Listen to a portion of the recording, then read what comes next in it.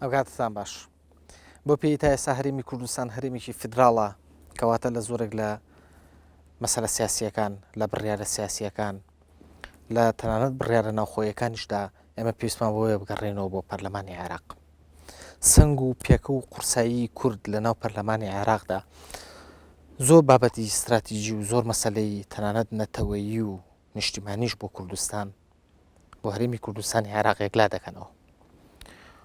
لەگەڵ دروستبوونی پەرلەمانی ئینتیقالی عێراق لە ساڵی 2004دا و تا ئێستاش باس و خواسی زۆر لەسەر پێگەی کورد لە ناو پەرلەمانی عێراقدا هەیە زیاتر لەوانش زۆر جار باز لە ڕۆڵی کوتلە کوردیەکان لە ناو پەرلەمانی عێراقدا دەکرێت کە پێشتر تەنها یەک کوتلەی کوردی لە ناو پەرلەمانی عێراقدا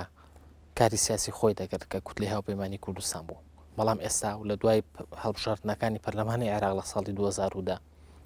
چەند کوتلەیەکی کوردی لە ناو پەرلەمانی عێراقدا کاری خۆیانەکەن ڕۆڵ و پێگەی کورد لە پەرلەمانی عێراقدا چۆنە ئەوەی کە باز دەکرێت چەندین بڕیاری سیاسی لە دژی کورد کە لە پەرلەمانی عێراقدا تێپەڕێنراون بۆچی تێپەڕێنراون پاساوەکانی پەرلەمانتارانی کورد لە پەرلەمانی عێراقدا بۆ تێپەڕاندنی ئەو یاسایانەی کە دژ بە هەرێمی کوردستان و دژ بە کوردن چییە؟ ئایا لە ڕووی یاساییەوە نەدەتوانرا کورد ڕێگە لە تێپەڕبوونی ئەو بڕیارانە بگرێت؟ لەوەش زیاتر لە مەڵقەی بەرنامەی بە ڕاشکاویدا ئەمانەوێ باز لەو دەستکەوتانە بکەین کە کوتلە کوردیەکان لە پەرلەمانی عێراقدا بۆ هەرێمی کوردستانیان بەدەستێناوە چیان کردووە تا ئێستا و دەیانتوانی چیتر بکەن چی هەیە کە نەیان کردبێت و لە توانایاندا هەبوو بێ کە بیکەن چ شتێک هەیە کە بەسەر کووردا تێپەڕی بێت لە کاتێکدا کە لە نەو پەرلەماندا بەسەر نوێنەرەکانی کورد لە ناو پەرلەمانەدا تێپەڕیون لە مەڵقەی بەرنامەی بە ڕاشکاویدا بە خۆشحاڵی و میوانداری بەڕێز خالید شوانی سەرۆکی لیژنەی یاسایی پەرلەمانی عێراقمان کردووە کاک خالید بەخێبێت زۆر سپاس بۆ تۆ کاک خالید ئەمەوێت لە مەسەلەی پرۆژە 19 خاڵیەکەوە دەست پێ بکەم ئەم پرۆژەیە چەنی لێ جێبەجێ کراوە چەنی ماوە جێبەجێ بکرێت بۆ جێبەجێ نەکراون ئێوە چۆن پێداگریتان کردو لە سەرەوەیەوە خاڵانە جێبەجێ بکرێت وڵا زۆر سپاس دیاران پرسیارە زۆر لە میدیای کوردی زۆر لە ڕۆشنبیرانی کورد زۆر لە هاوڵاتیان لە کاتی دانیشتنەکانمان لەگەڵیانە باسی ئەەکەن چەندی جێبەجێ کرا و چەندی جێبەجێ نەکرا و چەند خاڵە وەگەوەی بە وەرەقە 19 خاڵێکە ڕۆیوە 19 خاڵە ئەو وەرەقەیە دیارە بۆ یەکەمین جار لە دوای هەڵبژاردنەکانی 2010 کورد بە چەندین فراکسیۆنی بەشداری هەڵبژاردنەکانی کرد دەرەنجام بۆ حساسی ئەو مووقفە سیاسیەی کە لە عێراقا هەبوو وایە ویست کە کورد پێویستە یەک هەڵوێست بێ و یەک ڕیز بێەوە بە یەک بەرنامە بچێتە گفتوگۆ و دانووساندن لە کاتی تەشکیلکردنی حکوومەتی شەراکەتی نیشتیمانیدا ئەوە بوو زیاتر لە 2 مانگ هەموو لستە کوردستانیەکان ئەوانی لە دەسەڵات و ئەوانی لە ئۆپۆزیسیۆنن وەفدێک کێنرایە لیژنەیەکی باڵا پێکێنرا بە دەوری ئەم کۆبوونەوانە ئەنجام درراوە دەرەنجام ئەو 19 خاڵ ئەکرێ بڵێن وەرەقەیەکی سیاسیمان ئامادە کرد لایەنەکانی تەشریعی قەزایی سیاسی ئەو هەموو مەسائلە هەنووکەی و استراتیزیەکان کە پەیوەندی بە مافە دەستوریەکانی خەڵکی کوردستانەوە هەیە بخرێتە بەردەست هێزە سیاسیەکان کاتێک ئێمە گفتوگویان لەگەڵا ئەەکەین و بە تایبەتی ئەگەر ئێوە ئاگدار بوون تا ئەو کات هیچ هێزێک لەو هێزانە خۆی بە دۆڕاو نازانی لە ئاستی عێراقداوە وای نیشانەدا کە ئەو ئەبێ حکوومەت تەشکیل بکە دەرەنجام ئەمە زمینەیەکی ئیجابی بۆ ئێمە خوڵقان بتوانین یا ڕەخسان بتوانین لەگەڵ ئەم هێزانەدا گفتوگۆ بکەین و بتوانین ئەو مەرجانەی هەمانە لە کاتی گفتوگۆکردندا بیسەپێنین بۆ نمونە ئەو یەک ڕیزیەی کورد توانیمان هەندێک دەستکەوت بەدەستبێنین پێش ئێوە ئاگدارن لە دوای 2010ەوە زۆربەی ئەو هێزە سیاسیانی عێراق بۆ نمونە باوەڕیان بۆ نەمابوو مادەی 140 مادەیەکی زیندووە ئەوانی کە هاوپەیمانیشمان بوون ئەگەر نەیانی ژووتی بێ مردووە بەڵام ڕۆژێک لە ڕۆژان دیفاعان لە ئێمە نەکردبوو بە ڕاشکاوانە بڵێن ئەو مادەیەکی زیندووە دەرەنجام ئێمە ئەو وەفدا لەگەڵ سەرۆکی لستی العێراقیە لەگەڵ سەرۆکی لستی دەوڵەتی یاسا لەگەڵ هەموو کوتلەکانی تری ناو هاوپەیمانی نیشتیمانی کۆبوونەوەمان ئەنجامدا لە کۆبوونەوەکانمان بۆمان دەرکەوت لستی دەوڵەتی یاسا لە هەموو لایەک ینی زەمینە لە بارترە بۆی بتوانین لەگەڵیانە ڕێبکەوین 19 خاڵێکە چەند خاڵێکی پەیوەندی بە عێراقەوە هەیە چەند خاڵێک پەیوەندی بە بارودۆخی گشتی سیاسی عێراقەوە هەیە چەند خاڵێکی پەیوەندی بە ئەو کاتانەوە هەبوو کە ئێمە دانووسان و تەشکیل حکوومەتمان تیا باسە کرد چەند خاڵێکیش پەیوەندی بە مافەکانی خەڵکی کوردستانەوە هەیە یەکەمینیان باز لەواکە کە پێویستە هەردوو لە ئێمە و دەوڵەتی یاسا التیزام بکەین بە دەستورەوە بە هەموو مادەکانی و بەبێ ئینتیقایە دەمە مەسلەیەکی گشتیە کە بۆ هەموو عێراق گرنگە خاڵی دووەم کە پەیوەندی بە تەشکیلی حکوومەتی شەراکەی وەتەنیەوە هەبوو پێویستە حکوومەتەکە حکوومەتی شەراکەتی نیشتیمانی بێ و یەک لا بڕیار نەدا لەسەر قەزیە سیاسی استراتیجیە گەورەکان بەڵکو پێویستە شەراکەت بسەپێندرێ لەم ڕێگایانەوە یەکەم مەجلیسی سیاسی وەتەنی دروست ببێ بۆ سیاسەتە باڵاکان دووەم بڕیاردان مەرجەعەکەی لە ئەنجومەنی وەزیران بێ نەک سەرۆک وەزیران بۆ خۆی سێیەم ئەو بڕیارە استراتیجیە مهمەکان کە دێتە پێشەوە لە ناو مەجلیسی وزەرا بە تەوافق بدرێ نەک حزبێک بە زۆرینا بڕیاری لەسەر بدە ئەوانەی کە پەیوەندی بە تایبەتی بە مافەکانی خەڵکی کوردستانەوە بێ قانونی نەوت و غاز بەم شێوەیە اتفاقی لەسەرکرا کە مسودەی ساڵی 2007 ببێ بە بنەما و هەر گۆڕانکاریێک لەسەر ئەم مسودەیە کرا ئەوە بە تەوافق نێوان دەوڵەتی یاسا هاوپەیمانی نیشتیمانی بکرێ ئەوەی پەیوەندی بە کەرکووکەوە بێ منەمەوێ لێرە هەندێک بە تەفسیل باسی بکەم لە کاتی نووسینەوەی ئەو بڕگەی کە ئێمە خۆمان لە کوردستان نووسیمانەوە تەنها نووسی بوومان حکوومەتی ئیتیحادی ئەبێ مادەی 140 جێبەجێ بکە لە ماوەی 2 ساڵدا و بودجەیەکی لازم یعنی بودجەیەکی پێویستی بۆ دابین بکە لە کاتی مفاوەزاتەکان کردن لەگەڵمانە بینیمان کە ئەوان نرمترن و زەمینەکە لە بارترە بتوانین ئەو فەقەرەیە زیاتر بە تەفسیلتر باس بکەین ئێستا ئەوی پەیوەندی بە کەرکووکەوەیە بەم شێوەیە پێویستە حکوومەتی ئیتیحادی مادەی 140 جێبەجێ بکە بە هەموو بەرگەکانەوە بودجەیەکی پێویستی بۆ دابین بکە بۆ جێبەجێکردنی لە ماوەی 2 ساڵدا لە کاتی تەشکیلکردنی حکوومەتەکەەوە و هەموو ئەو بڕیارانەی لژنەی شؤونی شیمال بڕیارەکانی مەجلیسی قیادەی سەورە کەمە بەمەبەستی تعریبکردنی شاری کەرکووک دەری کردووە و بڕیارەکانی مەجلیسی قیادەی سەورە و مەرسومە جمهوریەکان کە بۆ گۆڕانکاری لە حدودە ئیداریەکانی کەرکووک و ناوچە دابڕێنراوەکانی تر ئەنجام درراوە و بە هەمان شێوە زەمینە ساز بکرێ بۆ ئەنجامدانی ئامار و دواتر بۆ ڕیفراندۆم لە شاری کەرکووک بۆ ئەوەی خەڵکی کەرکووک چارەنووسی خۆی دیاری بکە لە ماوەی 2 ساڵدا ئەمە لە کاتێکایە کە ئێمە هەندێک لەم هێزە سیاسیانە هەر ئامادە نەبوون باوەڕیان بە یعنی اعترافەوە بکەن مادەی 140 مادەیەکی زیندووە توانیمان ئەمە بسەپێنین و بسەلمێنین و یەکێک لە خاڵەکانی تریش کە پەیوەندی بە بودجەی هێزی پێشمەرگەی کوردستانەوە هەیە کە پێویستە سولفە بدرێ بە هێزی پێشمەرگەی کوردستان بۆ تەسلیح و تەدریب و تەجهیز تا ئەو کاتەی قانونێک دەرەچێت کە دەوڵەتی یاسا لەگەڵ ئێمەیە هاوڕابن بۆ دەرکردنی ئەو قانونە و پشتیوانیمان لێ بکەن هەندێکیش لەو مەسەلە هەنووکەیانەی ترکە ئەو کات هەبوو هەنووکەی بوو بۆ ئەو کاتە بۆ نمونە ئێمە پشتگیری کاندیدی ئەوان بکەین بۆ سەرۆک وەزیران ئەوانیش پشتگیری کاندیدی ئێمە بکەن بۆ پۆستی سەرۆک کۆمار بۆ نمونە ئەمە ڕوویدا تەشکیلکردنی حکوومەتەکە ڕوویدا بۆیە هەندێک خاڵەکان ڕوویدا ئەنجام دراوە بەڵام هەندێکی بۆ نمونە ئەوانەی کەرکووک ڕەنگە دوای بینە سەرباسی بڕیارەکان هەندێک هەنگاونراوە پێویستە پەرلەمان هەنگاوەکانی تەواو بکە ئەوانەی تری ماوە هێزی پێشمەرگەی کوردستان اتفاق لەسەر 700,000 کراوە هێشتا ئەوانەی تر ماوە قانونی نەوت و غاز التیزام نەکرا بە اتفاقی 19 خاڵێکەوە و بە بێویستی کورد لەناو ئەنجومەنی وەزیرانی عێراقیە تێپەڕێنرا و ئەمەش پەیوەندی بە ئەو داشکان و هەڵکشانە سیاسیە هەیە کە لە هاوچەشە سیاسەکانی عێراقدا ڕۆدا بەڵێ زۆر باشە بە ئەمە هەر لەسەر مەسەلەکەی کەرکووک هەڵەسە بکەین بە پێ ڕێکەوتنەکەی ئێوە بێ لە ماوەی 2 ساڵە حکومەت ئەو هەنگاوانە بنێ لەسی دەوڵەتی یاسا و هەنگاوانە بنێ هاوپەیمانی نیشتیمانی چنی و هەنگاوانی ناوە ینی ئەوە 2 ساڵەکەەوە زەم شتێکی وای نەماوە وانە چنی ماوە چکە بە گوێرەی هەموو هاوکێشەکان هێشتا مادەی 140 زۆری ماوە جێبەجێ بکرێ من بۆ خۆم وەک کەسێکە ئەوە ماوەیەکی زۆرە لە ناو جێبەجێکردنی مادەی 140 چ لە ڕووی تەنفیزیەوە هاوکاری هاوڕێکان مەدەم کە یعنی هاوکاری یەکترین بۆ ئامادەکردنی پرۆژەکان و بڕیارەکان و شێوازی مامەڵەکردن لەگەڵ جێبەجێکردنی مادەی 140 و چ لە ناو پەرلەمانە و بڕیارانی کە پەیوەندی بە مادەی 140ەوە هەیە چەندیمان توانی و هەڵبۆشێنیتەوە ئێستا چەندی ئامادەیە بۆ هەڵوەشانەوە و چەندێک بودجە بۆ تعویزکردن و قەرەبووکردنەوە دانراوە من ڕەنگە بۆ یەکەمین جارە لە ڕێگای بەرنمەکەی بەڕێستەوە ئیعلانی بکەین تاکو ئێستاکە ملیارێک و 200 میلیۆن دلار بۆ جێبەجێکردنی مادەی 140 لەلایەن حکوومەتی ئیتیحادیەوە دابین کراوە لە ساڵی 2007 تاکو ئێستا بەڵام گەورەی ئەم مەلەفە و تعقیداتەکان کە ئەخرێتە بەرامبەر ئەم تەطبیعکردن و پێدانی تعویز و قەرەبووکردنەوە ئەو عەرقەلە ئیداریانەی کە لەلایەن هەندێک لە دام و دەستگاکانی حکوومەتەوە لە کەسەکانی ناو حکوومەت کە تا ئێستا باوەڕیان بە مادەی 140 جێبەجێکردنی نییە ئەمەوە ئەکە ئەم مادەیە تاخیر ببێەوە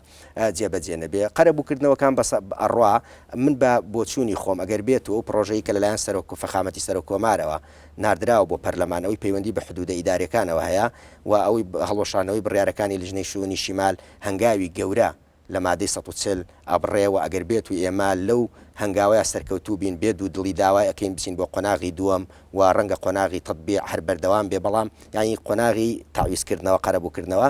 و چونکی لە ڕووی قانونیە و معاملەکانیان تەواو کراوە بەس چاوەڕێن قەرەبووی مادیەکە بکرێنەوە ئێمە بێت و دڵی هەنگاوە نین بۆ قۆناغی داات و کە قۆناغی تەطبیعکرد قۆناغی ئامارکردن و دواتر بۆ ئستیفتاکردن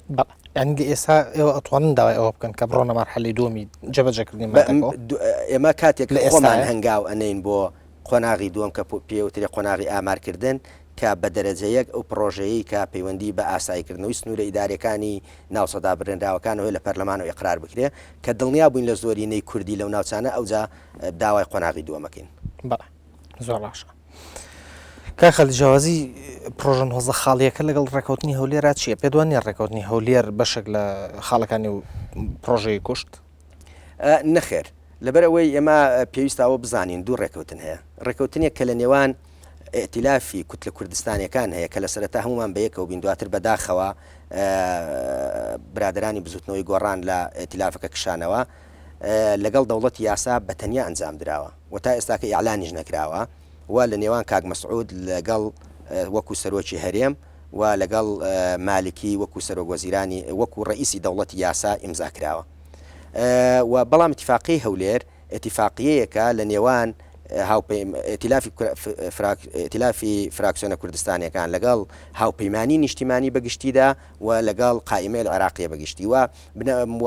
ڕاستە ڕەنگە لە جەوهەردا و لە مەبادیە گشتیەکاندا وەرەقە 19 خاڵێکە لەگەڵ اتفاقی هەولێردا ناکۆک نەبن بەیەک و لەگەڵ یەکدا متەجانس بن و متەکامل یەکتری بن بەڵام بە تەواوەتی جیاوازن. بۆ نمونە اتفاقی هەولێر باز لەم خاڵاناکە لە 6 مەلەف پێک دێ لە 6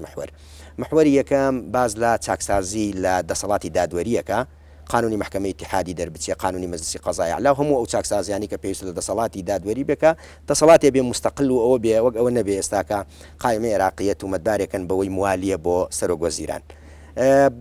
مەلەفی چاکسازی دەسەڵاتی جێبەجێکردن بەوەی کە پەیڕەوی ناوخۆ بۆ مەجلیسی وزەرا دەربچێ ڕێیز وزەرا بە تاکڕەوانە کار نەکا و یەکێک لەو خاڵانی کە اتفاقی لەسەر کرا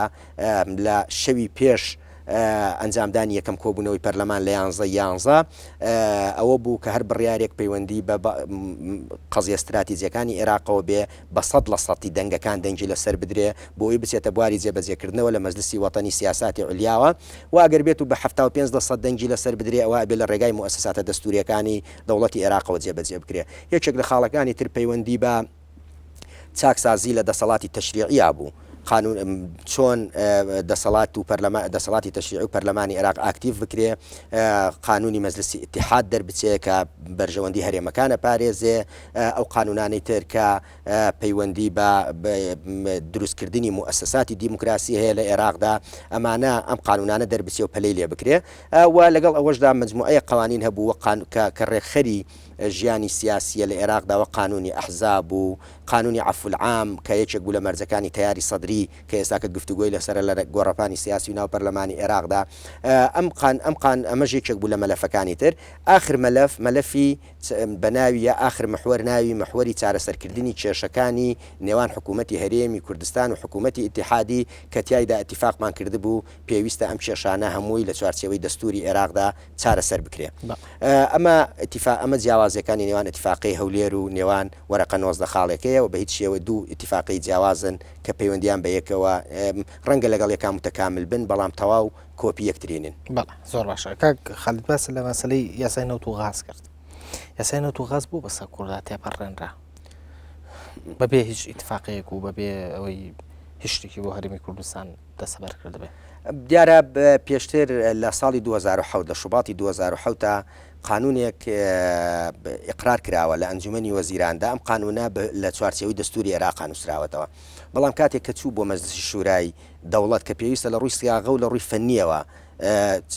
ئەو یاسایە ڕێک بخاتەوە گوایە شەهرستانی وەزیری نەوتی ئەو کاتە نامەیەکی ناردووە بۆ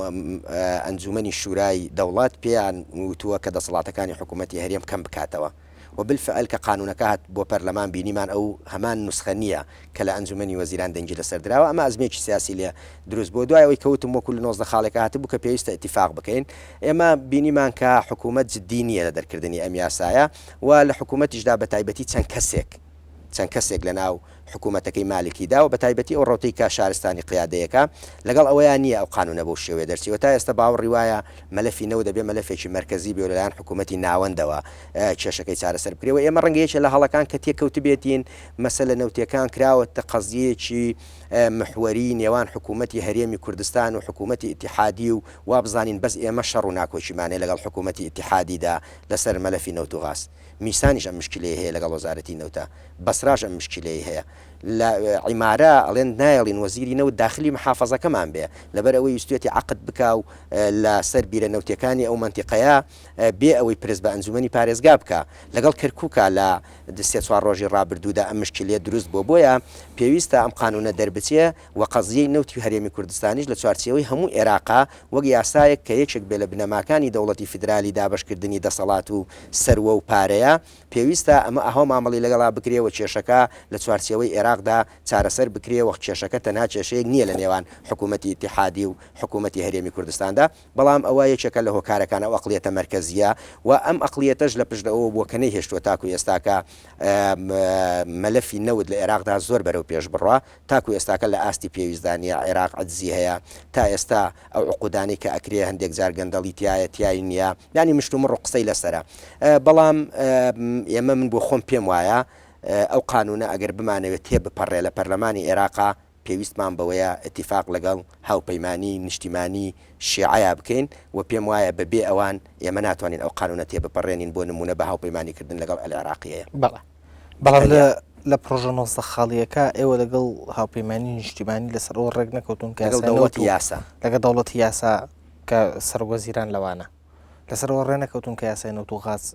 بە ئتفاق تێپەڕێنرێ بەڵێ وابوو ئەیکەواتە ینی کورد خۆی چاودێکی باش نەبووە بۆ ئەو یاساکە کە تێپەڕیوە وەزیرەکانمان هەموو لەوێ نەبوونە نازانم ژمارەی وەزیرەکانمان چەند کەسیان لەوێ بوونا بەڵام وەزیر یا پەرلەمان نا لە ئەنجومەنی وەزیران تێپەڕیوە پرۆژە یاسا لە پێشا لە ئەنجومەنی وەزیرانەوە دێ بۆ پەرلەمان کە گەیشتە پەرلەمان ئەوە بوو مشکلی لەسەر دروست بوو ڕاژیرە لە ئەنجومەنی وەزیران کە تێپەڕیوە وەزیرەکانمان نازانم یا یەک یا دوانیان لەوێ بوون ئەوانیش تەحەفوزیان کردووە دیفاعیان کردووە بەڵام ئەو بنەمایی کە من باسم کرد پێشێل کراوە کە پێویستە لەسەر مەلەفە گرنگەکان بە تەوافق دەنگ بدرێ ئەوان بە زۆرینە دەنجیان لەسەری داوە و ئەمە ئەگەر بەڕاشکاوانە قسە بکەین ڕەنگە هەندێکی پەیوەندی بەوە هەبێ پێشتر لەلایەن لژنەی نەوت و تاقا لە پەرلەمانە پێشنیاری یاسایەک مشروع قانونمانەیە و مقتەرەحی قانونمانەیە مقتەرەحی قانونێک لەلایەن ئەو لیژنەیە و پێشکەش بە پەرلەمان کرا کە ئەو مقتەرەحە خوێندنەوەی زیاتر لە 20 مادەی بۆ کرا لە ناو پەرلەماندا لیستی هاوپەیمانی نیشتیمانی بە هەموو کوتلەکانیەوە پەرلەمانیان بەجێهێشت ووتیان ئەمە بەبێ ئاگاداری هاوپەیمانی نیشتیمانی کراوە بۆیە ئەوانیش بۆ دروستکردنی گوشارێک لەسەر لیستی هاوپەیمانی کوردستان و لەسەر قایمە عێراقیە کە ئەوانیش نیویان لەگەڵ ئەو پرۆژە ئەو مقتەرەحی قانونیان نەبوون ئەمان چون ئەو پرۆژه یاساییان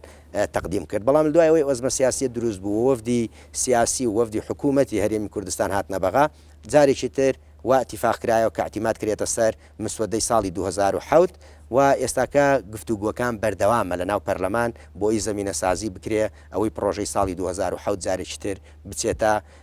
مناقەشەوە لەبەرەوەی فەوزایەکی زۆر هەیە لەو قانونە زیاتر لە 4 قانون هەیە لە لژنەی نەوت و غاز ئەوانیش بۆ خۆیان ئەڵێن لە کامی بکەینە بنەما بەڵام بە نەتیجا گەر ئێمە تەوافق بکەین لەگەڵ هاوپەیمانی نیشتیمانیە ڕەنگە ئەوەی مسودەی 2007 چانسی تێپەڕاندنی لە هەموو یاساکانی تر زۆرتر بێت کە خەڵێ بە حکومە ئێوە نوێنەری خەڵکن نوێنەری خەڵکی کوردستانن لە پەرلەمانی عێراقا ئێوە توانن لە وەزیرە کوردانی بەخا بپرسنەوە نەخێر بۆ ئەو دەسەڵاتە بە ئێوە من ڕەنگە لێرە بێچێک لە کەم و کورتەکانمان لە بەغدا ئەوە بوو بێ بەڕاشکاوانە بیڵێن لەبەرەوەی وەکو جەناب دوت دێمە نوێنەری خەڵکین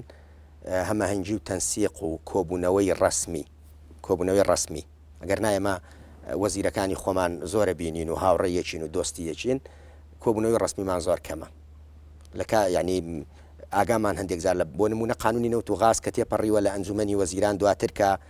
سەرۆکی هەرێم اعترازی لەسەر گرد لە میدیاکانەوە و ئێمە ئاگدار کراینەوە کە ئو پرۆژە یاسایە خراپە ئەو جای ئەمە زانیومانە لە میدیاکانەوە ئەو تەنسیقەمان نەبووە لەگەڵ با بڵێن نوێنەری چونچ خۆتە زانی چۆن لە ناو پەرلەمان سەرۆکی کوتلە هەیە لە ناو حکوومەتیش سەرۆکی کوتلەی حکومیمانەیە ئاگدار نەکراوینەتەوە کە ئەو پرۆژێت تێپەڕیوە و لە دژی بەرژەوەندەکانی کووردە. قانونی موازنە بۆ نمونە چەندین جار هەموو ساڵێک دێتە پەرلەمان یەک دنیا مشکیلە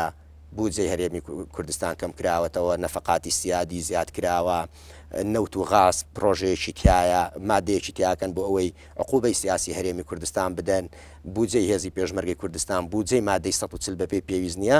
تێئەپەڕێ و دێ بێ ئەوەی ئاگدار بکرێنەوە کە ئەو موازنەی خراپە لە حکوومەتی هەرێمی کوردستانەوە ئاگدارەکرێنەوە ئەو موازنەکە خراپە دێ ئەگە ئاگدار بن لە پەرلەمان هەمیسانە بێتەوە مشکیلە و مناقەشە و گفتوگۆ لەسەر قانونی موازنە لە کاتێکدا ئێوە میدیاکارن ئاگدارن ئەم مشکیلیانە و ئەم مناقەشانە لە ئەنجومەنی وەزیرانەوە دروست نابێ کە سەرەتا ڕەنگە لەوێ شەڕەکە ئاسانتر بێ بکرێ و ئەتیفاقی لەسەر بکرێت لە کەم کورتەکانمان بە بۆچوونی من ئەوەیە و ئەمە بۆ نمونە من یەکەم کەس نیم باسیەکەم بەڕێز دکتۆر مەحموود عوسمان لە چەندین جار ئاماژەی بەم ڕاستیە کردووە کە تەنسیقێکی زۆر خراپ هەیە لە نێوان ئێمە و لە نێوان وەزیرەکانمانە. کەواتە وەزیرەکانی کورد لەناو ئەنجومەنی وەزیرانی عێراقا فلتر نین هەچێک بێ بەردەمیانات هەیە پەڕوویەتە پەرلەمانەوە بۆ شەڕەکە نوێ نەربی ئێمە نابێ بەو سادەیە سەیری مهمەتی وەزیرەکان بکەین. مەبەستم ئەوە بوو ینی کاتێک یاسای گاز و نەوت تێئەپەڕێ لەناو ئەوم وەزیرە کوردەیە لە بەغا دوو وەزیر ئاماداوێ لەو کۆبوونەوەیە ئەمە حەقی ئەوەی نییە سەرۆکی کوتلەی هاوپەیمانی کوردستان یا ئەتلافی فراکسیۆنە کوردستانیەکان بێت هەموو وەزیرەکان بانکەولیان بپرسێتەوە کە بۆ لە کاتی تێپەڕبوون یان هاتنی یاسایکی ئاوا گرنگ بۆ ئەنجومەنی وەزیران ئێوە لەوێ نابن. من لێرەوە یەکێک لە خەلەلەکانی کورد لە بەغدا دەستنیشانەکەم و ئەمە ڕەنگە ئەگەر بێت و ئەوە بکەین چارەسەر بێ بۆ دروست نەبوونی ئەم کێشانە. ئێمە پێویستمان بەوەیە لە بەغدا هەیەشی سیاسیمان هەبێ. ئەم هەیە سیاسیە لە خەڵکی بڕیاردەری کورد بێ لە بەغدا هەم سیاسەتی کورد لە بەغدا و سیاسەتی عێراق دراست بکەن و هەم بەرنامەش بۆ داهاتوو بۆ ئێستا بۆ داهاتووی کوردیش لە بەغدادا بنن و هەم ببێتە ئەو مەرجەع ئەو جێگایی کە هەم پەرلەمانتاران هەم نوێنەرانی کورد لە دام و دەستگا جێبەجێکردنە هەم وەزیرەکانمان لەوێوە پرۆژەکان دراست بکەن ئەفکار بگۆڕنەوە و دەرەنجام تعلیمات و ڕێنمایی زۆر بگرێن بۆ چۆنێتی بەرگریکردن لە ئەو پرۆژانە بەداخەوە ئێمە ئەوەمان نییە و پێویستی شا بەڕاستی ئێمە ڕاستە نوێنەری ڕاستەوە خۆی خەڵکیین چ پەرلەمانتار چ وەزیر چ وەکیل وەزیر بەڵام پێویستی شا لێرە لە هەرێمی کوردستانەوە لێپرسینەوە هەبێ ئەگەر کەم تەرخەمی هەبوو بە بڕۆی تۆ بۆ ئەو هەیە سیاسی دروست نەبووە بۆ یەک دەنگیەک نییە لە واغا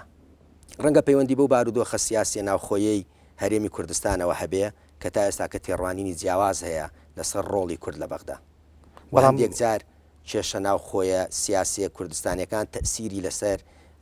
ڕوتی سیاسی و ئیتیجاه و ئاراستەی سیاسی کوردیش لە بەغدا ببوورە کاک خالد ینی کەم تێڕوانینی جیاواز لێرە ئێتلافێک هەیە هیچێتی و پارتی ئێتلافێکیان هەیە زۆرینیان لایەوە حکوومەتیان پێکێنەوە یەک تێڕوانیان هەیە بۆ مقەزەکانی بەغا لە بەغاش هەچی وەزیرەکانە گۆڕان و یەگرت و ئەمانی پێما بتێنێ هەموویەکی دوو پارتی کەواتە بۆ ینی ئەم جیاوازی خطابە ڕۆڵی هەیە لەوەی کە یەک دەنگ نەبن لە بەغا پەیوەندی بە تەنها بە خیتابەوە نییە یعنی ئێمە کاتێ من باز لە کورد دەکەم باز لە یەکێتی و پارتی و گۆڕان و یەکگرتو ناکەم باز لە کورد دەکەم لە بەغدا و کاتێک کە ئەڵێم کۆمسیۆنێک هەیە لە بەغدا لە هەموو لایەنەکان بۆ نمونە ئێمە تەجروبەی کەنەدامان هەیە کیوبک هەرێمێکی فیدراڵە لە چوارچەوەی کەنەدایە یەک دنیا ناکۆچی سیاسی لە نێوان حزبە سیاسیەکانی ناو کیوبک هەیە لەسەر ئاستی ناوخۆی بەڵام لەسەر ئاستی نیشتیمانی کەنەدا هەمویان یەک کوتلەی سیاسیان هەیە و لە پەرلەمانی فیدراالە بە یەک لست بەشداریەکەن و یەک هەڵوێست و یەک خیتابیان هەیە و یەک ئەویان هەیە و بەڵام سەرکەوتنی ئەوان ئەگەر کورد یەک دەنگ بێ و کۆمسیۆنێکی لەم شێوەی هەبێ سەرکەوتنێک ببێ بۆ هەموو کورد دەبێ نەک تەنها بۆ یەکێتی و پارتی و یا بۆ گۆڕان و یا بۆ یەکگرتووە بێ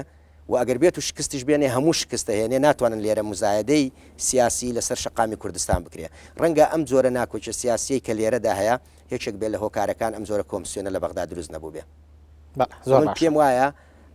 ئەگەر بێت و لە ناو جەرگەی ململانە سیاسەکان نەبی لە بەغدا ئاسان نییە بتانی بە شێوەیەکی ئەکتیڤ ینی بە شێوەیەکی کاریگەر تەسیرت لەسەر ڕەوتە سیاسەکانی عێراقەبی ئێمە نابێ بڵێن سەرۆک کۆمارمان هەیە جێگری سەرۆک وەزیرانمان هەیە پەرلەمانمانێ ئەمان هەموو سەرقاڵی کارە عێراقیەکان کارەکان کە پەیوەندی بە پۆستە حکومی و قانونی سیاسەکەی ئەوانەوە هەیە بۆیە پێویستمان بە هەیەیەکی سیاسی شەیە لەوێ بەرنامەدا بڕێژرێ و نوێنەرەکانی کورد لە ناو دام و دەستگاکان ئەم بەرنامەیە جێبەجێ بکەن و کوتلەکانی تر ئەمەیان هەیە بە تایبەتی بۆ نمونە العێراقیە تیاری سەدری و ڕەنگە حکوومەتەکەی دەوڵەتی یاساش بە هەمان شێوە هەیەیەکی سیاسیان هەیە ئەو حکوومەتە بڕیارەکانی ئەو هەیە سیاسیە جێبەجێەکە. زۆر باشە. کە خەڵی ساڵی پار پێم وە بە هەرم کاتە بوو یا مانگی نیسانی ساڵی پار بوو پرۆژە یاسایەک ئامادەکرا بۆ دەستگیرکردنی جاشەکان و ئەوانەی کە بەشداریان لە پرۆسی ئەنفال و لە کیمیاباران و لە دژوەسانەوەی خەڵکی شۆڕژگەڕی کوردستان کراوە. بەڵام تا ئێستا پرۆژە یاسایە نەخراوەتە بەرنامەی کارەوە خوێندنەوەی بۆ نەکراوە بۆ پێی کە تۆ سەرۆکی لیژنەی یاساییت دەرفەتێکی زۆر باشە کە لێوە بپرسم بڵێم تۆکو کوردێ بۆ تا ئێستا کارە بۆ ئەوە نەکردووە کە ئەو پرۆژە یاسایە قسەی لەسەر بکرێ بۆ بخرێتە واری کردار و بڕیار بدرێ بە فعلی کە ئەوانەی خیانەتیان لە میلەتە کردووە دەستگیر بکرێن. بەڵام وەڵامەکەت هەڵگرێ بۆ دوای مناوبڕان ناوبڕێکی کوردوە گەڕێنەوە لاتن.